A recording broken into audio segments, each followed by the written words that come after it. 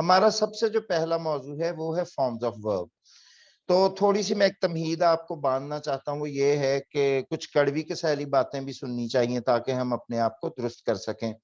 वो कड़वी कसैली बात ये है, हमने स्कूल कॉलेजेस में जो अंग्रेजी के हवाले से चीजें पढ़ रखी हुई हैं, तो मैं आपको ये बता दूं, आपको ये स्वीपिंग स्टेटमेंट लगेगी, लेकिन ये एक दुरुस्त स्टेटमेंट है कि वो चीजें जो हैं वो कोई 1-2% गलत नहीं है, वो 100% रॉन्ग है। एक चीज दूसरी बात ये है कि जो मैं आप लोगों को पढ़ाने जा रहा हूँ वो आपने पहले कभी सुनी नहीं होगी टर्मिनोलॉजी।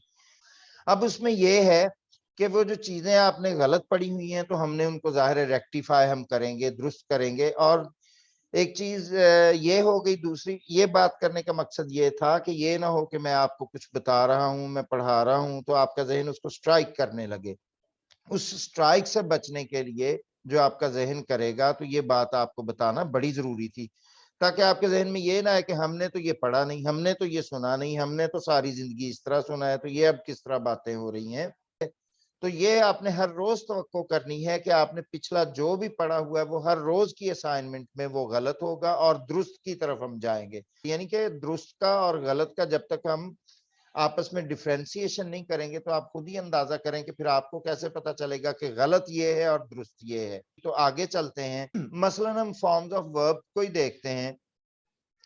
तो आपने इसमें हमेशा 3 फॉर्म्स आपको पढ़ाई गई हैं थ्रू आउट। तो मैं आपको एक दिलचस्प बात बताता चलूं कि अंग्रेजी जुबान में 3 फॉर्म्स होती नहीं है। अंग्रेजी जुबान में हमेशा वर्ब की 5 फॉर्म्स होती हैं। और फॉर्म के मुतालिक आप जहन में रख लें कि फॉर्म का मतलब होता है हालत, शक्ल और हुलिया, ठीक है ना। तो यहाँ यानी कि वर्ब की 5 हालतें होती हैं, जिसको आपको हमेशा 3 पढ़ाया जाता है, जिसकी वजह से गलती होती है। एक बात। दूसरी बात यह है कि हर फॉर्म जो है वो एक टिपिकली अपना फंक्शन प्ले कर रही होती है। ये बात भी आज तक आपको नहीं पता। बस आपको टीचर्स जो हैं वो वर्ब्स पढ़ा देते हैं, उनकी 2 फॉर्म्स रटवा देते हैं, अल्लाह अल्लाह खैर सल्ला, वो कुछ नहीं इसके अलावा आपको डिस्कस किया जाता है कि एक्चुअली ये क्या है। तो चलें हम देखते हैं। तो सबसे पहली फॉर्म, ये जिस तरह के आप कर्सर देख सकते हैं, इसका नाम है बेस फॉर्म। बेस फॉर्म जो है ये प्रेजेंट के लिए इस्तेमाल होती है। इसके अलावा अदर्स लिखा हुआ है, अदर्स यानी कि ये प्रेजेंट में तो इस्तेमाल होगी, लेकिन इसके अलावा भी इसके बेशुमार इस्तेमाल हैं जो इंशाल्लाह आगे जाके जल्द, बहुत जल्द वो आपके सामने एक्सप्लेन हो जाएंगे।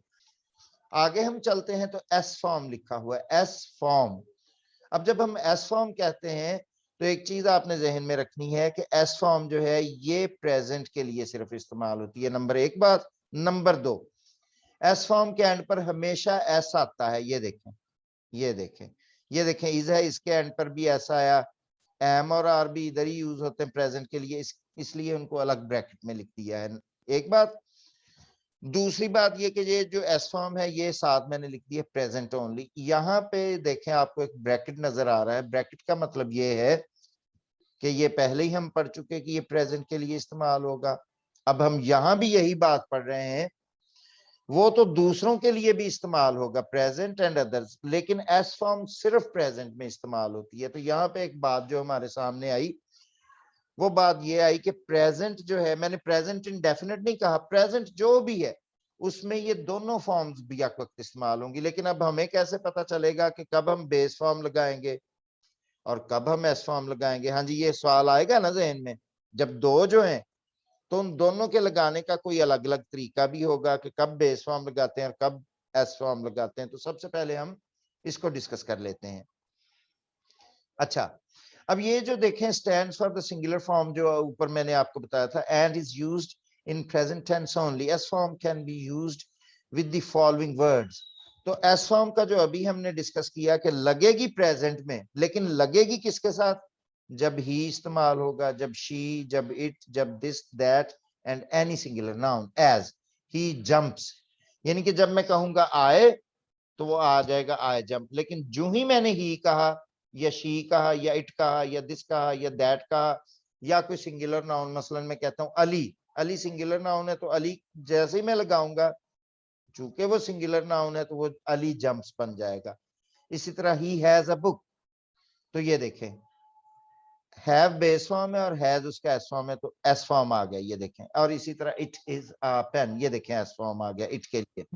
पहली दफा आपको ये पता चल रहा होगा, हर फॉर्म का पूरा एक काम है जो बताया जाना चाहिए एक्चुअली आप तालिब इल्मों को।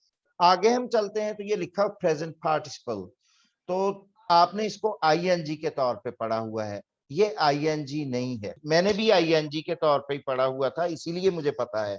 मैंने भी सारी वो चीजें पढ़ी हुई हैं जो मैं इस वक्त आपको गलत के तौर पे बता रहा हूँ। जाहिर है अगर मैंने पढ़ी ना होती तो मैं आज ये डिफरेंशिएट करके आपको कभी ना बता सकता कि आप इसको कैसे पढ़ते हैं और एक्चुअलिटी अंग्रेजी में कैसे है।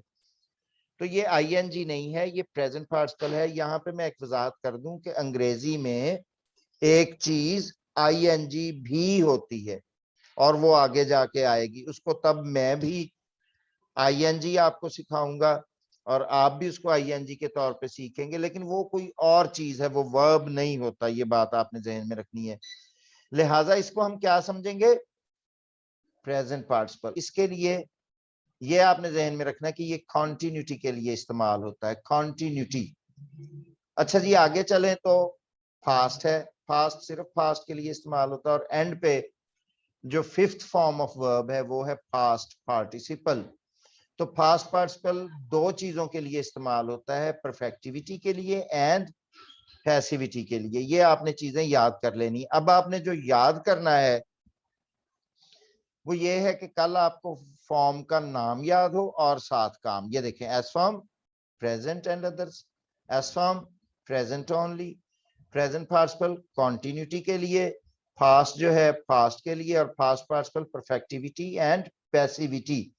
यहाँ पे आपने एक बात जहन में रखनी जो बड़ी दिलचस्प है, आपने जाहिर है इतनी डिटेल से आज तक कभी वर्ब को पढ़ा ही नहीं ना उसकी फॉर्म्स को, तो इसलिए बड़ी तवज्जो से पढ़िए, बड़ी तवज्जो से सुनिए मेरी बातें।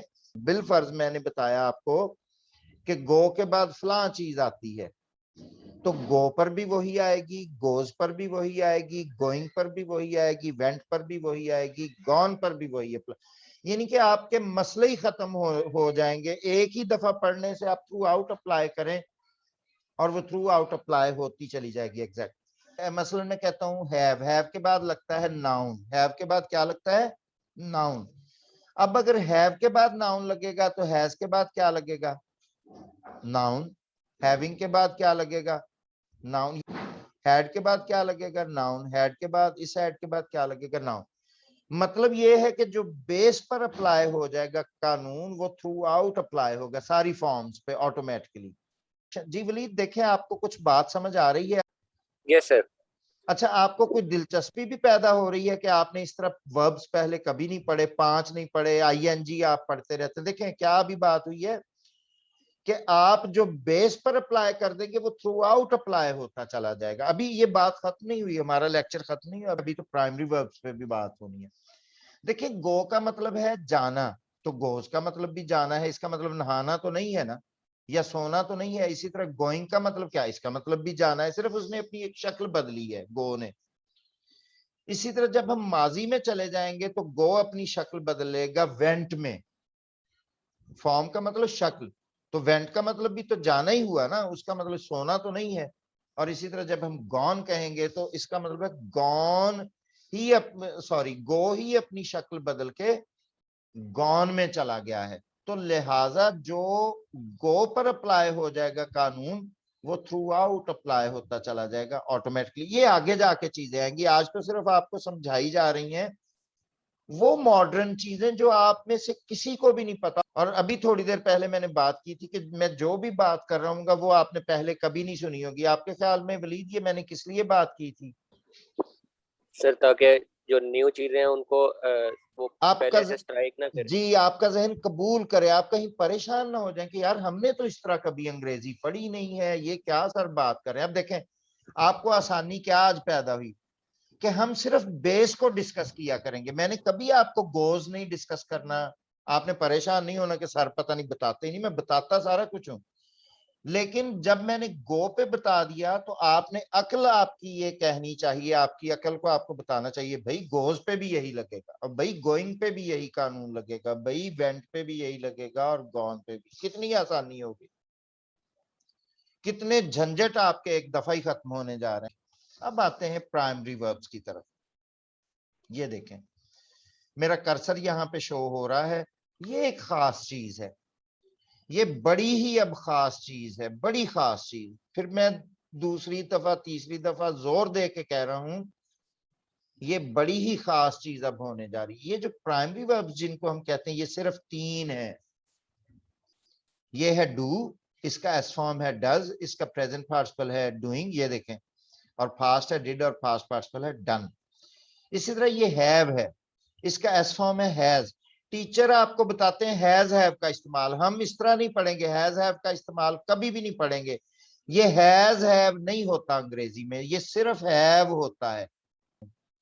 अच्छा, जब मैं आपसे कहूंगा आज हम पढ़ेंगे हैव का इस्तेमाल, तो उसका क्या मतलब है वलीद? सर इसका मतलब है हम हैव का इस्तेमाल हाँ पढ़ेंगे जी, और उसके हैज का अंदर हैज। इस्तेमाल भी आप पढ़ रहे हैं, हैविंग का भी पढ़ रहे हैं, हैड का भी पढ़ रहे हैं, और हैड का भी। Yes sir. ये हैज और हैव कोई चीज नहीं होती अंग्रेजी में, अंग्रेजी में सिर्फ हैव है। इसी तरह डू और डज कोई चीज नहीं होती, सिर्फ डू है। ये डज क्या है? ये उसकी एक शक्ल है। डूइंग क्या है? ये डू की एक शक्ल है। डिड क्या है? ये डू की एक शक्ल है। और डन क्या है? डू की एक शक्ल है। वर्ब कौन सा है? सिर्फ डू। अच्छा, अगर मैं कहता हूं हैज, तो इसका क्या मतलब है? हैव। और अगर मैं कहता हूं हैविंग, तो इसका क्या मतलब है? हैव। और अगर मैं कह रहा हूं हैड, तो इसका क्या मतलब है? हैव। वही वेंट का क्या मतलब है? गो। मेरी बात आप समझ रहे हैं? Yes sir. अब आते हैं बी की तरफ। तो बेस फॉर्म है बी, बी का एस फॉर्म है इज, लेकिन एम आर भी यहीं पे इस्तेमाल करते हैं प्रेजेंट ओनली में। ये कल आपको याद होना चाहिए, जब मैं आपसे पूछूं कि बी का प्रेजेंट ओनली क्या है, तो बी का प्रेजेंट ओनली है इज एम आर। इसमें एस फॉर्म जो है वो इज है। अच्छा, अब इज का क्या मतलब है? Be sir. बी। और एम? बी। और आर? बी। बी। और बीइंग? बी। वाज? बी। पर कोई नहीं, कहते जाए, आप परेशान ना हो, ये बड़ी बी। जल्दी आपको चीजें आएंगी। बिन क्या है? Be sir. बी। अब बी के मतलब एक बड़ी इंटरेस्टिंग बात मैं आपको बताने जा रहा हूं कि बी अंग्रेजी जुबान का वाहिद एक वर्ब है सिर्फ, जिसकी 5 शक्लें नहीं है, 8 शक्लें हैं इसकी। अब देखें, ये नॉलेज की बातें देखें, कौन सी 5 शक्लें? 1 2 3 4 5 6 7 8। तो बी अंग्रेजी जुबान का वाहिद वर्ब है। बाकी हर वर्ब की 5 सूरतें हैं, लेकिन बी की कितनी है? 8। अच्छा, अब मैंने आपको इज़ामार नहीं कभी भी पढ़ाना, मैंने आपको सिर्फ बी पढ़ाना है। जब मैं बी पढ़ा लूंगा तो भाई इज भी वही है, एम भी। अभी वलीद आपके सामने बता रहे थे, ये जो बी पर अप्लाई हो जाएगा वो सब पर अप्लाई होगा। मसलन मैं कहता हूं आई एम अ टीचर, तो एम क्या है? बी। बी। हमने मुंह से एम कहना है, हमने लिखना भी एम है, लेकिन हमारे बैक ऑफ माइंड ये रहेगा कि ये बी है। जब तक ये नहीं रहेगा अंग्रेजी नहीं आएगी। ये बी ये मैं की एक आपको, शक्ल है। हाँ जी, बी की एक शक्ल है। जब मैं कह रहा हूं आई एम अ टीचर, तो एम मुंह से कहिए, लिखिए भी एम, लेकिन आपके बैक ऑफ माइंड ये रहना चाहिए कि ये बी का मैं यूज कर रहा हूं। वो आगे जाके खुलेंगी ना चीजें। देखें, आपने वर्ब का इतना कभी इस्तेमाल आज तक नहीं पढ़ा होगा, इतना लंबा लेक्चर आपने लिया ही नहीं होगा, अभी बी खत्म नहीं हुआ, सॉरी, अभी वर्ब खत्म नहीं हुआ। ये तो हो गई है एक बात। तो इसका मतलब है जो मैं बी के लिए आपको बता दूंगा वो थ्रू आउट ऑटोमेटिकली अप्लाई हो। बिन पर भी वही अप्लाई होगा। मसलन मैं कहता हूं बी के बाद एडजेक्टिव लगता है, जब मैंने बता दिया कि बी के बाद एडजेक्टिव लगता है, तो इसका क्या मतलब है? इसका मतलब है इन 8 फॉर्म्स के बाद एडजेक्टिव जी, लगेगा। इज के बाद भी एडजेक्टिव लगेगा, एम के बाद भी, आर के बाद भी, बीइंग के बाद भी, वाज के बाद भी, वर के बाद भी, बिन के बाद भी। देखिए, बीइंग मैं के आपको बाद। मिसाल देता हूं आपको मैं।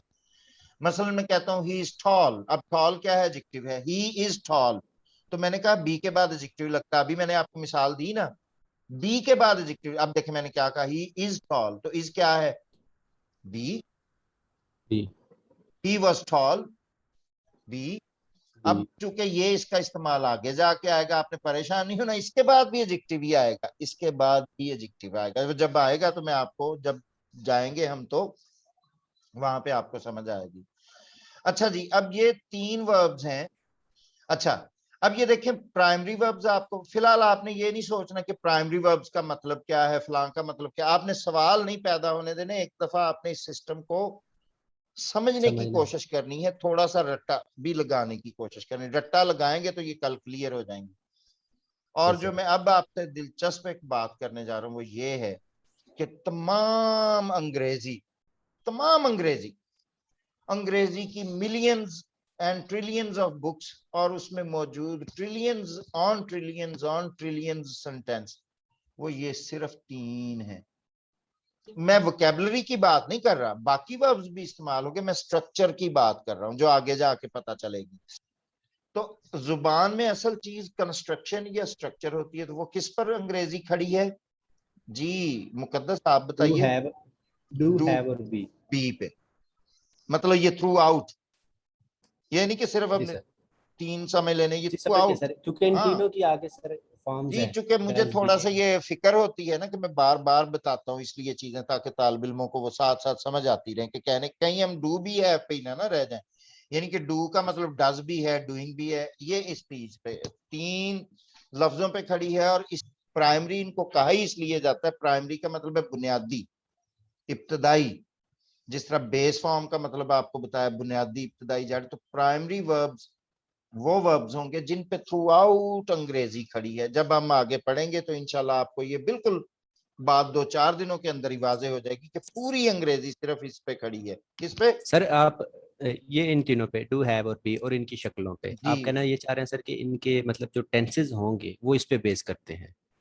मुझे फ्यूचर, आपकी बात नहीं पास्ट। समझ आई, थोड़ी सी बात आपकी डिस्टर्ब हुई, या जी शायद सर, मैं मुझे। कह रहा था कि आप ये कहना चाह रहे हैं प्राइमरी वर्ब्स जो हैं डू हैव और बी, तो जिनको हम आगे पढ़ते रहे हैं हेल्पिंग वर्ब, वो भी इसी में से निकले हैं।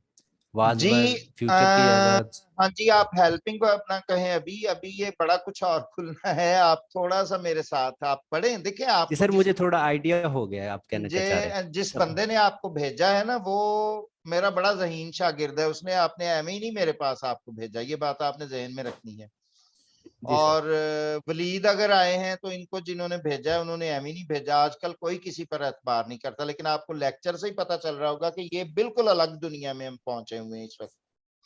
ये ऑर्डिनरी यस सर, लेक्चर है ही नहीं, ता है, ती है, कुत्ता है, बिल्ला है, गधा है, घोड़ा है, ये वो वाले लेक्चर्स नहीं है। और ना ही ये अंग्रेजी होती है, ये बात मैं आपको बता दूं। अच्छा जी, आगे हम चलते हैं। तो यही जो 3 वर्ब्स हमने पढ़े हैं उनके लिए कॉम्बिनेशन ऑफ कंस्ट्रक्शंस, ये कॉम्बिनेशंस फॉर स्ट्रक्चर्स लिखा हुआ। स्ट्रक्चर्स जो अभी मैं आपसे बात कर रहा था कि आपकी तमाम अंग्रेजी इन 3 लफ्जों पे खड़ी है, वो 3 लफ्जों से ही आगे स्ट्रक्चर बनते हैं। मसलन जी, ये futurity, futurity. Yes will sir. Shall के बाद बेस फॉर्म लगेगा, विल शैल के जी बाद सर, सिर्फ बेस बेस फॉर्म। फॉर्म, और कोई चीज पॉसिबल ही नहीं है कि अंग्रेजी में लग सके। नंबर 2 मी। कॉन्टिन्यूटी, बी और yes present sir, participle, be और बी के बाद प्लस। सिर्फ प्रेजेंट पार्टिसिपल लग सकता है। और ये टेंसेस नहीं है, मैं आपको बता दूं, ये टेंसेस नहीं है आपके, ये सिर्फ कंस्ट्रक्शंस हैं। जब हम आगे इंशाल्लाह पढ़ेंगे, जाहिर है हमने स्टार्ट जो कर लिया तो हमने पढ़ना ही है। और इसी तरह अच्छा। परफेक्टिविटी, हैव और पास्ट पर आपने कभी हैज नहीं कहना, कभी हैड नहीं कहना, ये अंग्रेजी गलत हो जाएगी। आपको यूं अंग्रेजी में सिखाऊंगा क्विकली, ये मेरा प्रॉमिस है आपसे। तो आज का लेक्चर हमारा यहीं पे एंड होता है। वैसे बात तो इस पे कल भी होगी, रिवीजन होगी इसकी थोड़ी सी और क्विकली होगी। मैं एक आध बंदे से पूछूंगा ताकि मुझे फीडबैक मिल सके। मैं एक दफा आपके लिए रिपीट कर देता हूँ। वर्ब की 5 फॉर्म्स हैं, बेस फॉर्म है और उसका काम ये लिखा हुआ है, ये अभी स्लाइड आपको मिल जाएगी सबको। और ये देखें एस फॉर्म है, ये उसका काम लिखा हुआ है, यानी कि एस फॉर्म क्या करेगी ये लिखा हुआ है। इस तरह प्रेजेंट पार्टिसिपल ये थ्रू आउट आपने देखी है, ये देखें प्राइमरी वर्ब्स भी उसी स्केच के तहत बने हुए हैं। तो प्रेजेंट पार्टिसिपल क्या करती है कॉन्टिन्यूटी के लिए, पास्ट क्या है सिर्फ पास्ट के लिए, और पास्ट पार्टिसिपल क्या है परफेक्टिविटी। परफेक्टिविटी। एंड आपको बाकायदा इनके नाम याद होने चाहिए कल, नाम काम, नाम काम, नाम काम। और ये प्राइमरी वर्ब्स। तो प्राइमरी वर्ब्स के मुतालिक हमने ये पढ़ा है, हमने 2 मेजर चीजें, 3-4 मेजर चीजें इसमें पढ़ी हैं। मेजर चीजें ये पढ़ी हैं कि 3 फॉर्म्स नहीं है, 5 फॉर्म्स है अंग्रेजी में, 3 होती नहीं। फिर यहाँ पे हमने ये पढ़ा है कि ये भी प्रेजेंट में लगती है और ये भी प्रेजेंट में लगती है, तो पता कैसे चलेगा कि प्रेजेंट कब एस फॉर्म लगाएंगे और कब बेस फॉर्म लगाएंगे, तो वो लिख दिया है फॉर्मूला, स्लाइड मिल जाएगी। तो एस फॉर्म तब लगाते हैं जब ही आ जाए, शी आ जाए, it, this, that and any singular noun, सिर्फ उस वक्त एस फॉर्म लगाना है, अदरवाइज कभी भी नहीं लगाना। मसलन ये देखें, मैं कहता हूं I have a book, I have a mobile, अब मैं कहता हूं अकरम, तो क्या आ जाएगा? अकरम एस फॉर्म लगा है ना, हैज जो है आपके जहन में वो अभी डाउट है, चूंकि टीचरों ने आपको सारी उम्र इस तरह पढ़ाया हैज हैव का इस्तेमाल है, वो एस फॉर्म है, फौरन एस पे चले जाएं। तो अकरम हैज अ मोबाइल, तो जो जुबान की साइंस है उसके मुताबिक आपने पढ़ना है, ये साइंस है, पूरी साइंस, और इसमें कभी आप तुक्का नहीं लगा सकते, ये पॉसिबल नहीं है। अच्छा, ये हो गया वाज़े। फिर हमने एक और मेजर चीज ये पढ़ी है, मैं रिपीट कर रहा हूं, कि जो बेस पर अप्लाई हो जाता है वो थ्रू आउट अप्लाई होता है। अब इस आपके ख्याल में इससे आपको क्या फायदा होने जा रहा है? आपको जो जिंदगी भर परेशानी होती रही है, जलीलो ख्वार होते रहे हैं बीइंग तालिब इल्म, वो आज आपका झंझट खत्म हो गया। जो बेस पर लग गया वो थ्रू आउट लगेगा, 5 की 5 फॉर्म्स पे। एक चीज नेक्स्ट हमने एक इंपॉर्टेंट पॉइंट पढ़ा है, वो प्राइमरी वर्ब्स के मुतालिक है। तमाम अंग्रेजी जो खड़ी है, जिस पर वो बेस करती है, वो ये प्राइमरी वर्ब्स हैं, और ये 3 हैं सिर्फ, डू, हैव एंड बी, और ये आपको कल याद होनी चाहिए इनकी फॉर्म्स। इसके अलावा हमने पढ़ा कि बी की 5 फॉर्म्स नहीं है, 8 फॉर्म्स हैं। एक चीज और अगली चीज जो मैं आपको बताना भूल गया, अब मैं बता देता हूँ, रिपीट का फायदा हो जाता है ना, वो ये है कि अंग्रेजी में सबसे ज्यादा इस्तेमाल बी का होता है, इतना बेशुमार इस्तेमाल है कि आप सोच भी नहीं सकते। अब ये भी एक आपके लिए बिल्कुल एक नई चीज है कि अच्छा यार, सबसे ज्यादा बी का इस्तेमाल होता है, आप लोगों को तो पता ही नहीं इन चीजों का कि अंग्रेजी चलती कैसे है, उसका स्ट्रक्चर कैसे है। और फिर एंड पे हमने कॉम्बिनेशन फॉर कंस्ट्रक्ट, ये एक ही चीज के 2 नाम है। ये देखें, ऑब्लिक, ऑब्लिक का मतलब यही होता है, या ये या ये। और वो क्या है? फ्यूचरिटी है will shell base form, continuity कैसे है? है बी प्लस बी और प्रेजेंट पार्टिसिपल, और परफेक्टिविटी कैसे है? हैव और पास्ट पार्टिसिपल। तो आज का हमारा लेक्चर जो पहला है वो खत्म होता है। उम्मीद है आपने एंजॉय किया होगा। आपके लिए बहुत सी चीजें इसमें नहीं होंगी, आप इनको याद जरूर करेंगे, ये आपने प्रॉमिस करना है अपने आप से, मुझसे, ताकि मैं जो पढ़ाऊं आप उसके साथ इंटैक्ट रहें, इन टच रहें। तो अब मैं दी लर्नर्स एकेडमी ऑनलाइन की तरफ से आपको अल्लाह हाफिज कहता हूँ। Catch you tomorrow at the same time.